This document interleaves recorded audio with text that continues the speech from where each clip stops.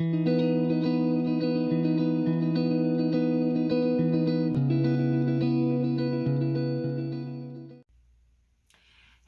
good morning. Welcome in and welcome back, everybody. It is Laura here, and we're going to talk about this eclipse portal energy. If you're new to the channel, please hit that subscribe button down below so we can be YouTube friends.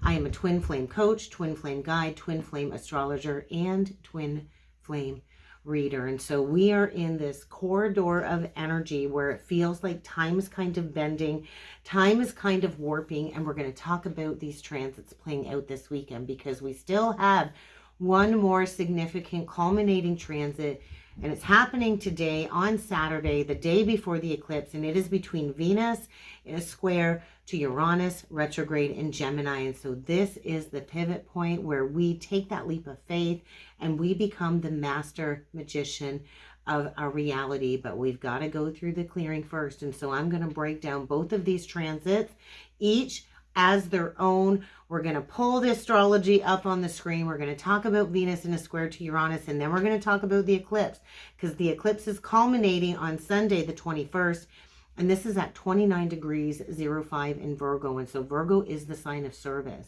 Oftentimes we can equate service to feeling like something that is burdensome.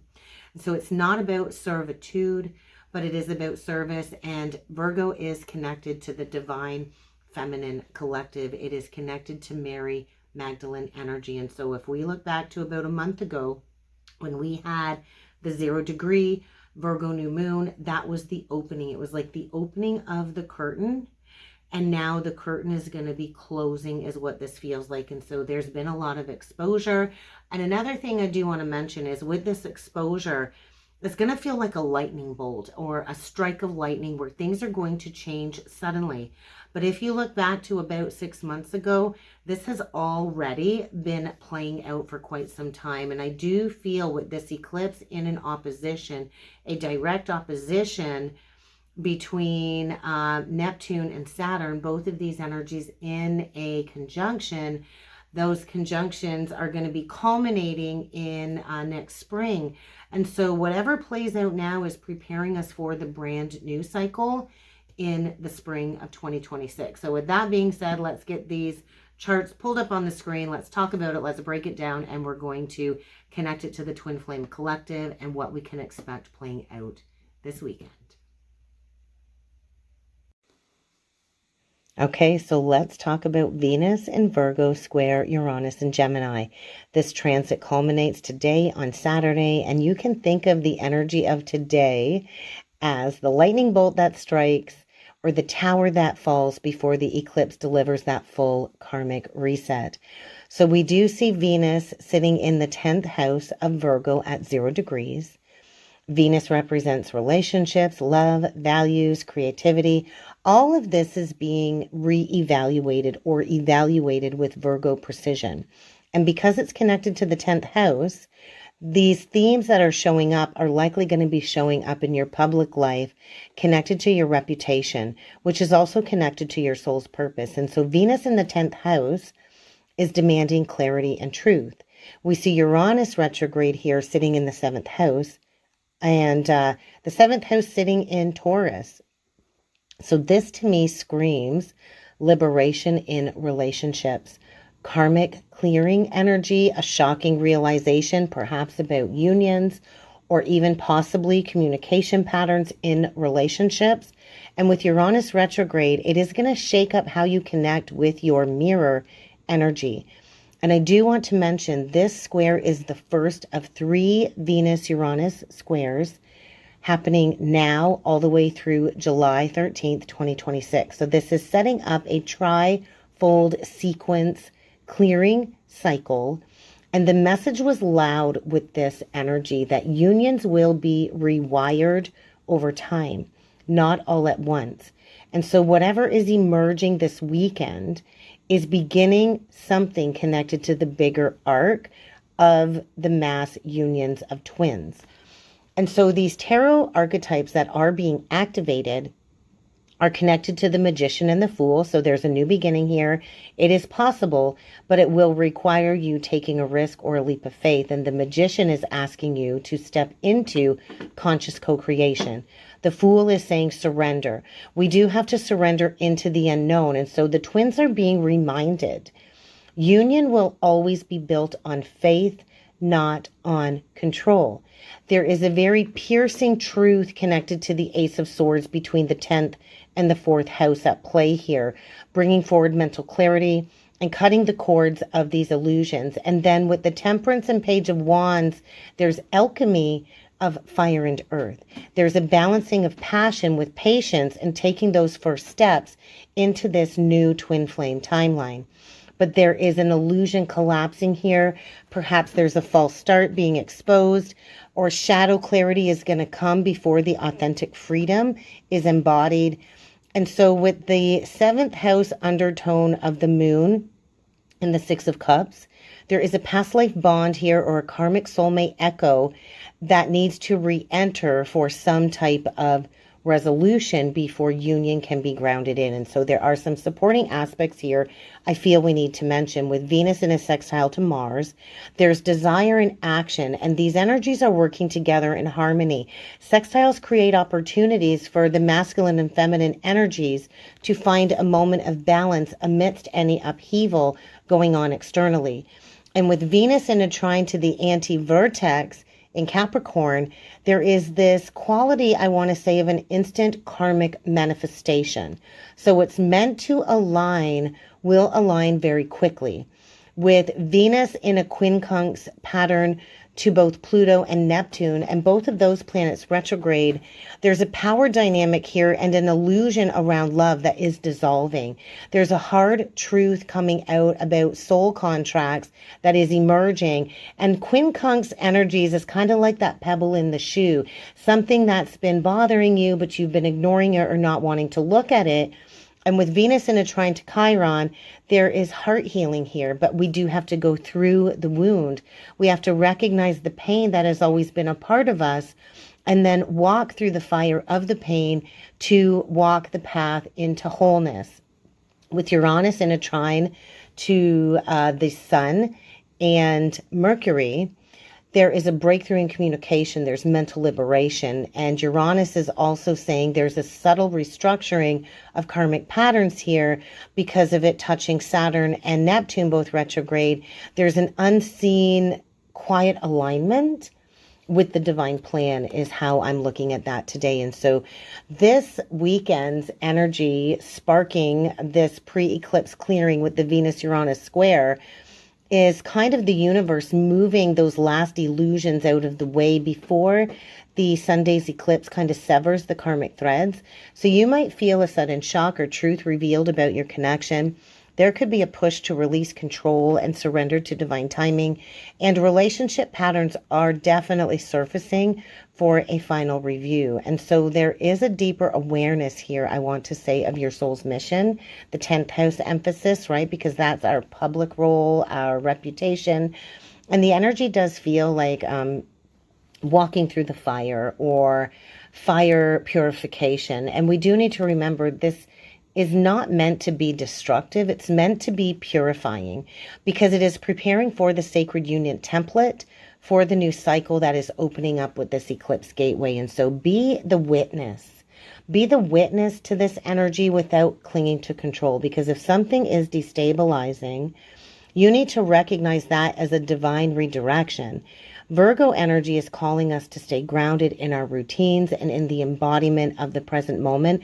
We don't want to float off into any chaos. Journal or write about the revelations, because these insights will come like a lightning strike, and we want to capture them before the moment fades away.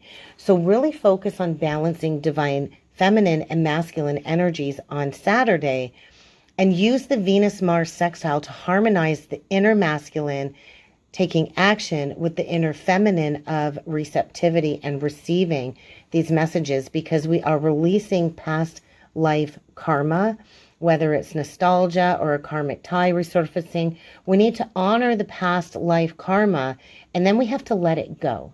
So there's a letting go energy. And so Saturday basically is the prelude to the eclipse breakthrough, where spirit is kind of pulling the rug up. So anything that's been swept under the rug, that we don't want to look at, that we don't want to walk into. The eclipse is exposing these false patterns, right? And there's a major clearing of karmic timelines, karmic attachments, and all of these outdated relational dynamics. And so come Sunday, when the eclipse perfects at that 29th degree in Virgo, the Twin Flame Collective will be standing on a brand new path, or will be ready to plant seeds in brand new soil after the purification, after the clarification, and after the realignment.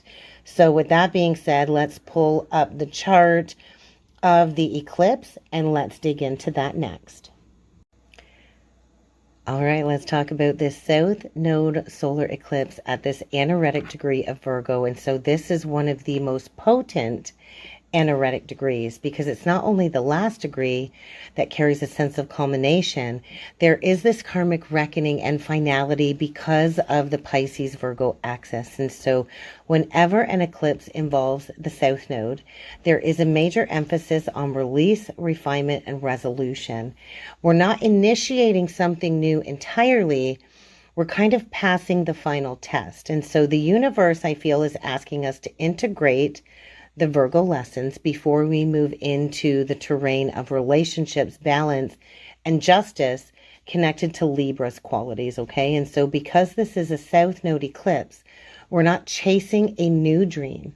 We're perfecting the healing journey, and we're elevating something that's already been set in motion, carried over from past lives. So with the opposition to Saturn and Neptune, there's going to be a confrontation with illusions for sure, without a doubt, and a confrontation with limitations. And so this is setting the stage for the Saturn-Neptune conjunction of 2026, where the revelations now are going to echo us forward for many years to come. And so this eclipse is also potent because it happens just hours before the equinox. And so we really are at a true threshold moment, where we're being called to step out of the first half of the zodiac of self-development into the second half of the zodiac, where we relate to others with our service mission, and we serve the world, because the Virgo archetype is the sacred path of service. And so I know all about Virgo energy. I have a Virgo stellium. I'm a Virgo moon. I'm a Saturn in Virgo, Jupiter in Virgo. I'm a 7th house Virgo. And let me tell you, Virgo is the sign of discernment for sure, refinement and service. And so oftentimes Virgo energy is misunderstood, because service can be looked at as a burden or an obligation. But Virgo service is not meant to be self-sacrificing energies, right? And so we are here to be empowered light workers, offering our true essence after we go through the Leo discovery, right, of our creative individuality.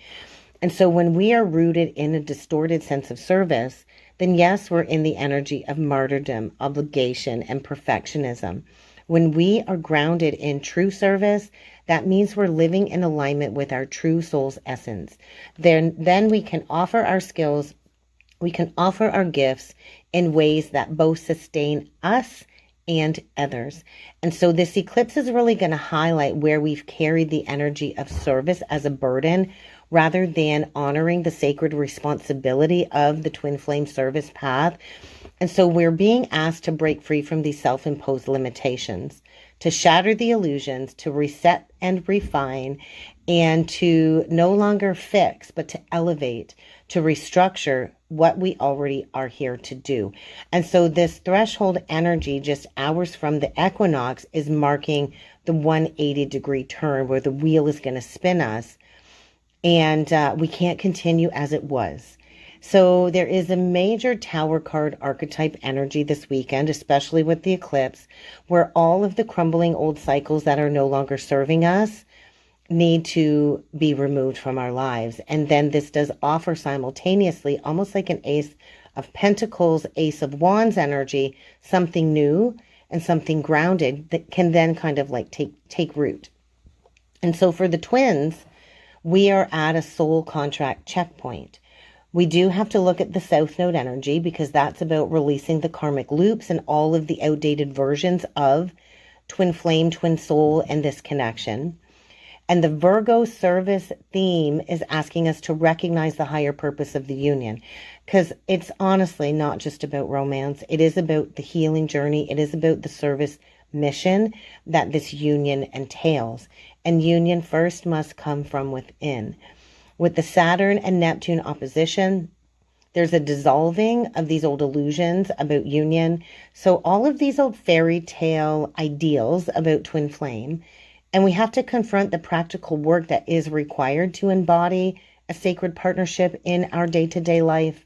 And with the threshold into Libra, this is where we do move from all of the self-healing work we've been doing into that relational balance. But we do have to face the shadows in partnerships. We have to look at codependencies. We have to look at projections. We have to look at avoidance. And so the eclipse is going to clear the status quo of the twin flame dynamics. It's going to clear the push-pull dynamic, the running, chasing, the martyrdom. So if we don't release those patterns, or if we haven't released those patterns, the eclipse is going to bring in that tower moment to force a realignment. And so eclipses carry with them cyclical echoes. So eclipses repeat in the same cycle every 19 years. And for me, this was very significant. So if you look back to 19 years ago, I believe it was in September of 2006, a similar theme would have been activated. So for me, I would have been 26 years old. It's interesting because my North Node is in Leo at 26 degrees 46. When I was 26 years old, that is when my mother and my father divorced. And my mother is 20 years older than me. She was 46. And so I'm going to be 46 next year. And so I know I'm closing out a 19-year cycle.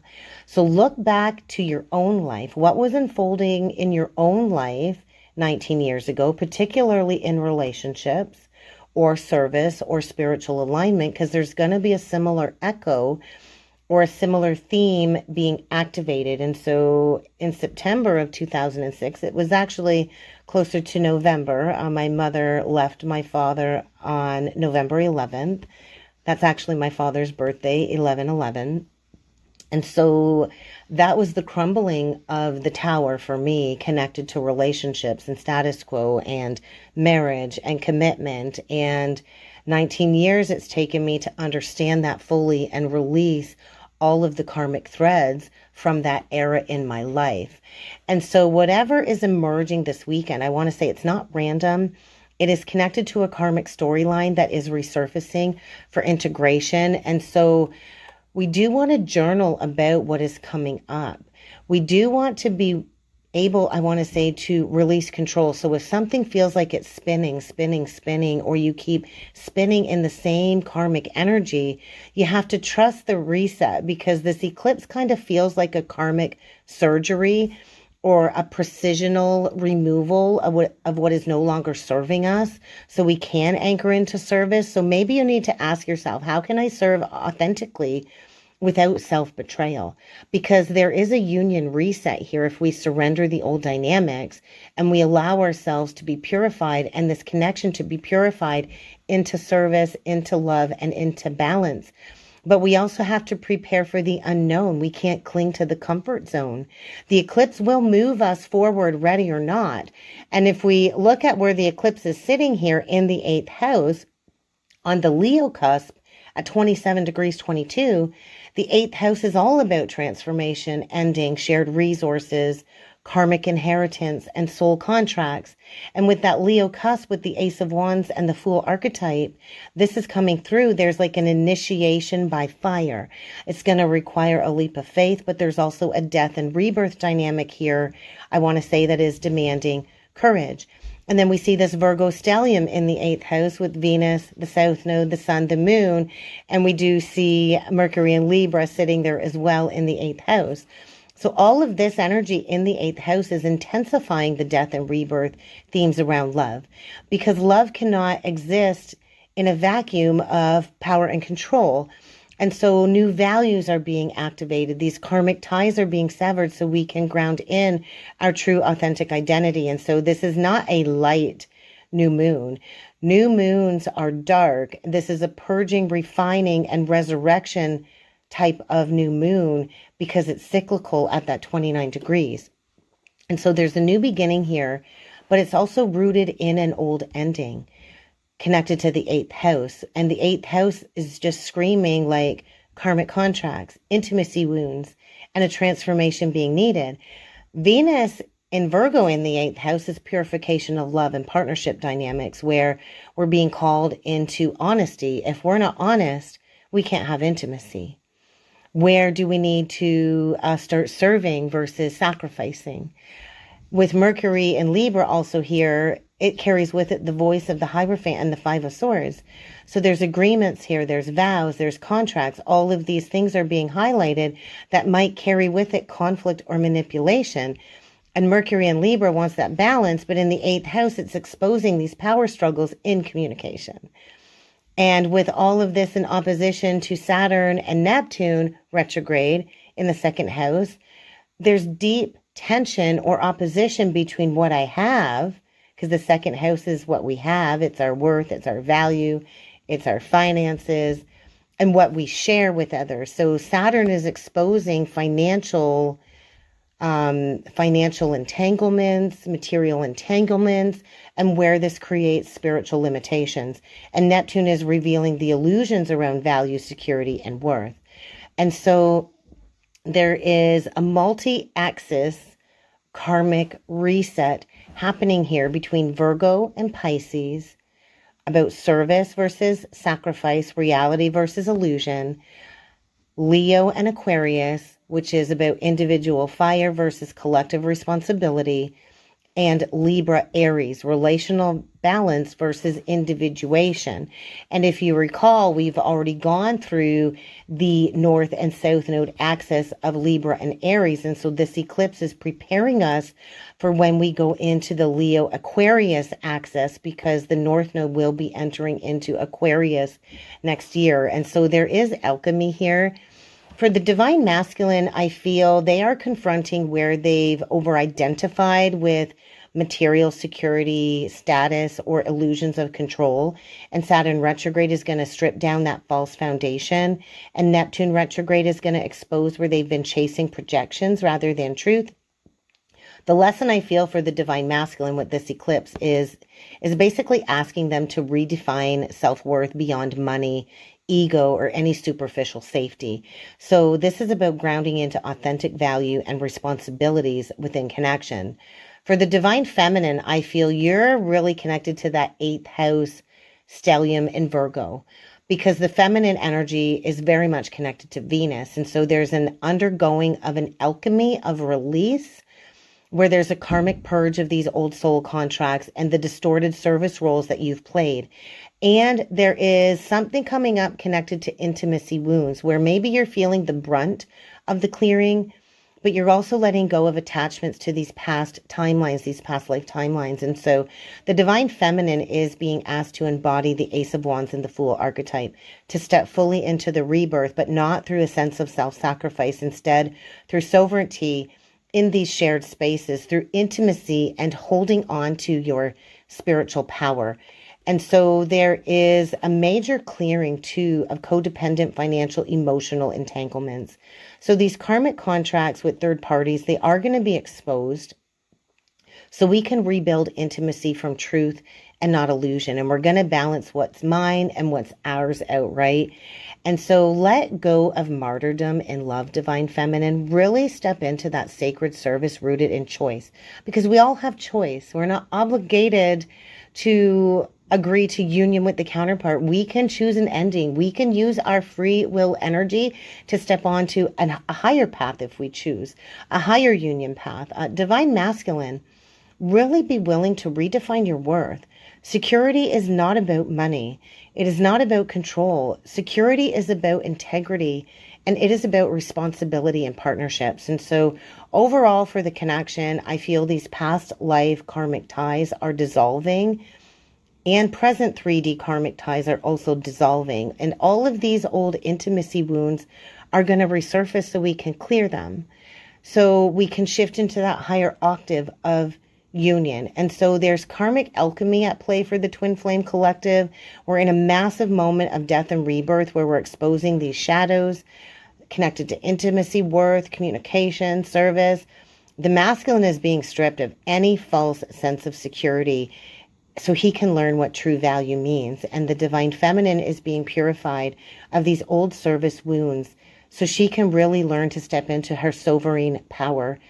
Both of the twins are being reborn into a connection that will no longer be based on karmic debt, but on conscious co-creation. And so be willing to leap into the unknown, because there's an ignition point of fire here for true union. And this is the last call from the universe. And so it's like, it's closing time. Is that Green Day? It's closing time. You can't stay here, right? I don't know where you're going to go, but you can't stay here. And so basically whatever needs restructuring, it can't be ignored anymore. Whatever cycles or relationships have become stagnant or burdensome, the eclipse is going to deliver an ending so you can clear the path forward. So there's a lot unfolding. And we are at this karmic pivot point, and we can't escape. We can't escape through fantasizing through the Neptunian illusions, and we can't cling to the old rigid safety nets that really aren't keeping us safe. This really is about stepping into a refined embodied sense of service. So get prepared to cross the threshold into a new chapter of your life, because we are going into Libra season where we are balancing these old chapters. We are closing these old chapters. And this weekend, I want to say, is the final test before stepping into your twin flame relationship destiny. So with that being said, let's go deeper with some tarot and oracle messages. But I'd quickly like to mention, if you are curious about learning more about your birth chart and you're new to astrology, I have a free guide, a free downloadable PDF guide to understanding the basics of your birth chart. If you would like to follow along closer with the astrology, comment down below free guide and I will send you the link to download the free birth chart guide. But let's get into these cards and let's see what the cards have to say for this weekend.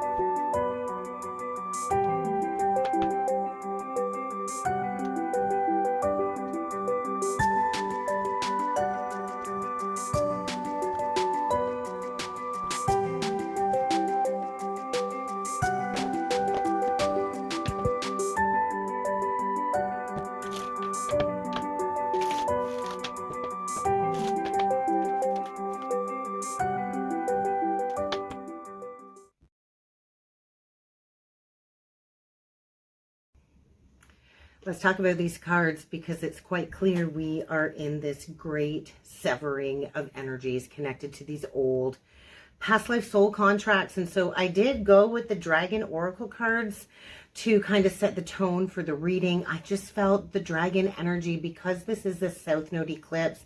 And when I talk about dragon energy, the North Node is the dragon's head.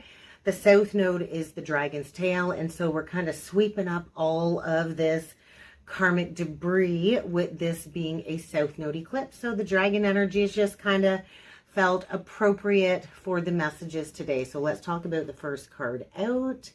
We did get the green gold dragon from Sirius. And so we did walk through the Sirius portal.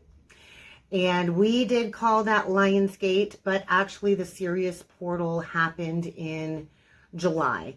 And so look back to July. I feel there was an activation of some universal knowledge, some spiritual knowledge, and this would have been connected to your spiritual pathway. And so look at all of the swirling energy around the earth there. And so maybe there was a trigger or a spark where you wanted to really dig into and learn more about maybe spiritual technology. But we are all transmitters of this sacred knowledge. And we go from the green gold dragon from Sirius to the orange dragon. And so whenever I feel orange, I feel sacral chakra. And so there's ties or cords to the womb chakra. And so there is a coming together or a bridging of energies to bring soul families together and communities together for this ascension journey, okay? And so we are here to spread belonging. We're here to spread warmth. We are here to embody the energy of oneness. None of us are separate. And so this is a severing of the cords to bring true soul families together is what this is telling me. We got the rainbow dragon that came out, and it came out with a bonus card, the fire dragon. And so this card is asking us to take that leap of faith, to leap towards joy that is going to open up this new doorway that we are walking through. And so this card is asking us to have trust, to have faith, to rediscover something perhaps we didn't quite see clearly before these eclipse energies, and just expect miracles, accept a new opportunity, because the fire dragon is actually the dragon on the front of the box. This is about burning through these lower karmic energies, burning through the lower energies around us. And so it's like setting things ablaze, right? We're burning through the karma. And you need to understand, anything crumbling or leaving your life, you are protected. You are safe. You are protected. So find your determination to take this energy and turn it into inspired action, because we are clearing the soul's pathway this weekend with these eclipses. Bottom of the deck, kind of what we don't see happening below the surface. We see the crystal yellow dragon. Yellow for me is always connected to the solar plexus. This is our powerhouse center. And so there's an expansion and illumination coming in through the crown chakra. And it is asking us to embody our authentic energy, to stop leaking our energy, because we are opening up to this higher path of learning and wisdom. And so are you ready to walk the higher spiritual path? Because below the yellow dragon, we get Kuan Yin's pink dragon. This dragon is dissolving all of these old cords and attachments. But we have to see the cords. We have to see them being dissolved into this state of transcendent love. And so this energy is bringing a firm love into the collective that will reset the karmic balance. And so I want to say, enjoy your freedom. I really want to say that. Enjoy your freedom. Look for the divine all around you, because we are expanding our light bodies and we are expanding on this ascension journey. So now let's talk about the tarot cards, because it was feeling heavy. It was feeling karmic. There is endings here. There's a release. We got the 10 of Swords upright. We have the 10 of Wands reversed. We got the Devil to the Lovers reversed. This is the severing of the karmic soul contracts. Does karmic mean bad? Absolutely not. The karmic soul contracts that we agreed to walk through this lifetime are there to teach us very valuable lessons, right? What we see in a karmic is also something we need to transmute within ourselves. And I do want to thank whoever commented the other day on one of my videos talking about that, because oftentimes karmics get bad raps. And so everything in the universe holds a little bit of karmic energy with it, which is why we are here to create and restore that balance within the collective. And so this is the severing of the false soul contracts, of the karmic soul ties. We started out with the Four of Cups upright, and so we have Cancer Moon energy coming through. So you could be a Cancer Moon, you could be dealing with somebody who is a Cancer Moon, but the moon represents our connection to the mother. And so there is this need to leave behind a certain lifestyle behind, to really drink from that holy grail cup. So there is a need to release inertia. There's a need to release this energy of repression or oppression. So what has been oppressing you? Because there is a finality here. There is an ending. The Ten of Swords is that final stabbing in the back. To be a healer, you will have 10 swords in your back and you will still rise, right, as that healer. But there is this undeniable ending here, and it feels painful. It feels like a severing where you can't go back.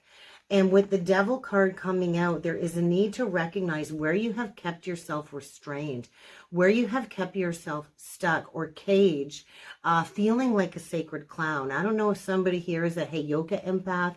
I know Heyoka empaths are very sacred and very spiritual, and they kind of twist things with a little sense of humor. But the Heyoka empath is the ultimate empathic mirror in the collective. We have Capricorn energy there, but there's that stuckness. There's that stuck life force energy. And so the tree of life, there was the tree of life and there was the tree of knowledge. And so throughout many generations, we have erased or kind of shut off our soul's memory when it comes to sacred truth and sacred knowledge. And we've not really been living fully in our lives, embodied as spiritual beings in a physical body, right? We are souls before we are physical.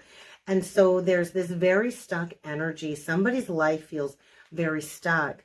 And with that Eight of Cups in reverse, there's somebody here clinging, holding on to a cycle that needs to be walked away from. And with Saturn retrograde, this is connected to Saturn. I feel with Saturn retrograde and with this in reverse, there's no more clinging to the old. And so we're going to have to let go. Why would you cling to comfort zone when it actually feels very discomforting? And so there is a need to lay down the burden. And oftentimes we go into soul connections unconscious, thinking that this is the person that's going to save me.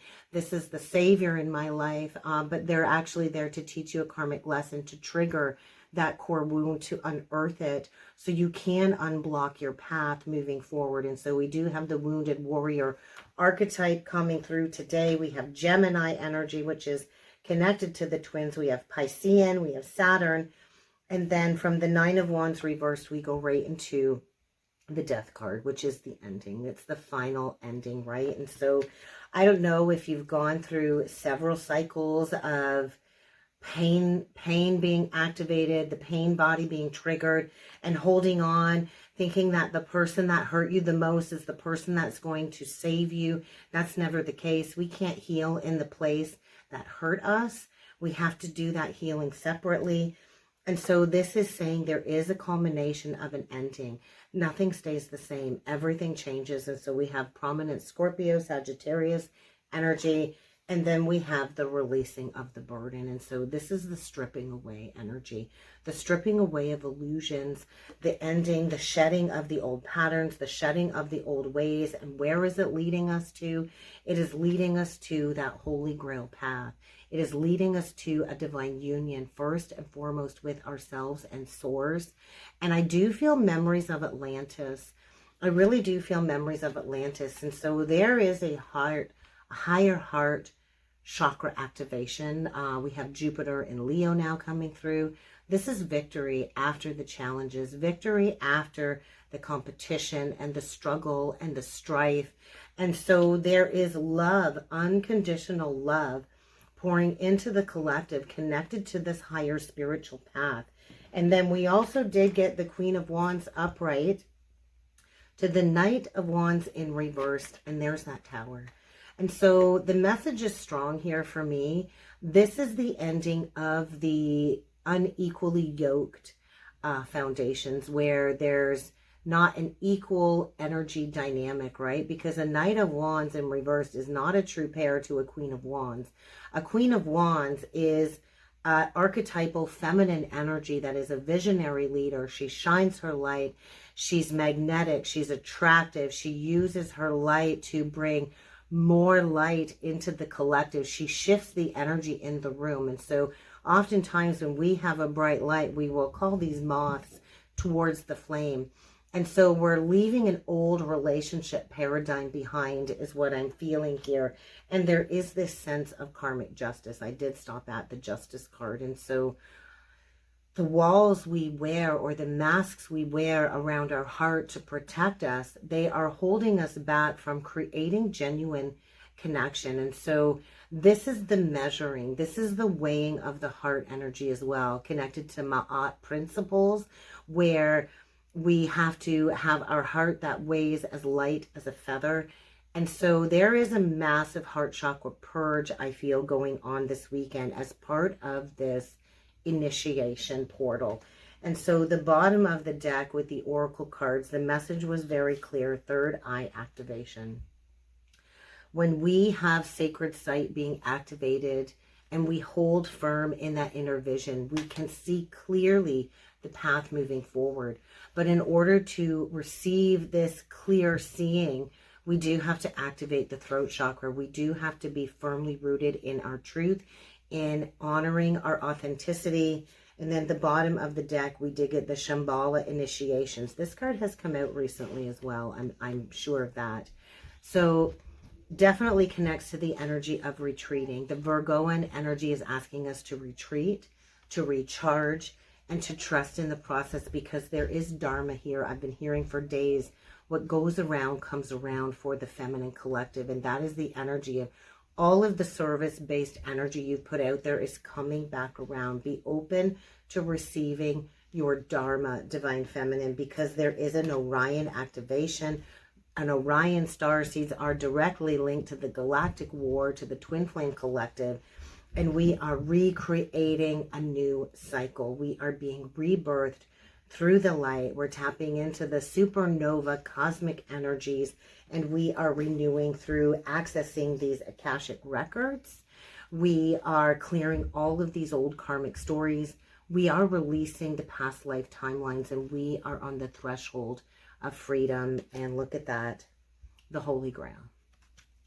The Holy Grail is the process of inner discovery. It is finding sacredness within you, because you are exactly what it is that you have been seeking. So stop seeking. Start becoming present in your light body. Start becoming present in the activation of accessing all of this divine wisdom from within, because there is transcendence, there is ascension this weekend. We are rising up as a collective, and that is what I have for the card portion of the message today for the weekend check-in for the twins. Wow. So if this resonated with you and you are curious about activating your birth chart, going forward with a reading, or doing a synastry chart comparison to see what is this person in my life meant to do, is this twin flame, is this karmic, is it soulmate, check the link down below. Go check out my website. I do have several reading scales that I offer for different price points. So if you're curious to learn more through me or book a reading with me, then go check out the webpage. There's also a blog link down below to read more about these weekend energies. I wish you all luck to work through these eclipses. I will see you on the other side. I will see you all Monday with the forecast for the week ahead for the twins.